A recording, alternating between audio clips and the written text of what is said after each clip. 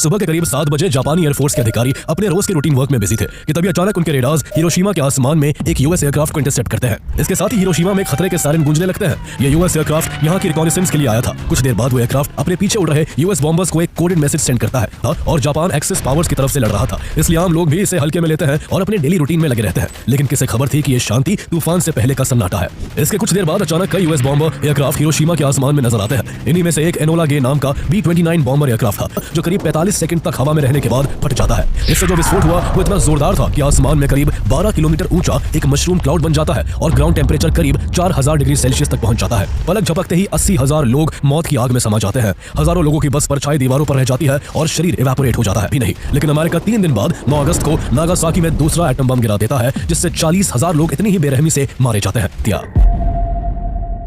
दोस्तों ये जो प्लेटफॉर्म आप देख रहे हो, दुनिया के सबसे ताकतवर देश दो गुटों में बंटकर एक भयंकर युद्ध का हिस्सा बन गए। इस दौरान ये दो गुट एक्सिस पावर्स और एलाइड पावर्स थे। जहां एक्सिस पावर्स में जर्मनी, इटली और जापान थे, वहीं एलाइड पावर्स में मेनली ब्रिटेन, फ्रांस और सोवियत यूनियन थे। उस समय तक अमेरिका दूसरे विश्व युद्ध से दूरी बनाए हुए था, लेकिन वो लैंड लीज एक्ट के जरिए एलाइड पावर्स को वेपन्स एंड सप्लाईज देकर इनडायरेक्टली उनको सपोर्ट कर रहा था। उस समय हिरोहितो जापान के एम्परर थे, जिनका ग्रेटर ईस्ट एशिया को प्रॉस्पेरिटी स्फीयर का सपना था, जिसकी आड़ में वो एशिया के ज्यादा से ज्यादा हिस्से पर जापान का कब्जा चाहते थे। लेकिन अब अमेरिका को जापान का बढ़ता एम्पायर रास नहीं आ रहा था। अमेरिका ने कई बार उसको अपना मिलिट्री एक्सपेंशन रोकने की धमकी भी दी, लेकिन इसके बाद भी जब जापान के कदम नहीं रुके तो अमेरिका ने जापान के साथ ट्रेड बंद कर दिया और जापान के सारे अमेरिकन एसेट्स को फ्रीज कर दिया। इसके साथ ही अमेरिका ने अपने सहयोगी देशों के साथ मिलकर जापान पर ऑयल एम्बार्गो लगाकर जापान को ऑयल एक्सपोर्ट करना भी बंद कर दिया। इससे न केवल उसका एक्सपेंशन होता बल्कि वो इन पर कब्जा कर खुद ऑयल भी हासिल कर सकता था। लेकिन इन इलाकों पर कब्जा करने के लिए जापान को सबसे पहले पैसिफिक ओशन में मौजूद यूएस नेवी की ताकत को खत्म करना था, क्योंकि अमेरिका के पास वहां ऐसी पावरफुल नेवी थी जो जापान के शिपिंग रूट्स और उसके एक्सपेंशन में कभी भी रुकावट डाल सकती थी। और फिर 7 दिसंबर 1941 की सुबह जापान ने एक ऐसा हमला किया।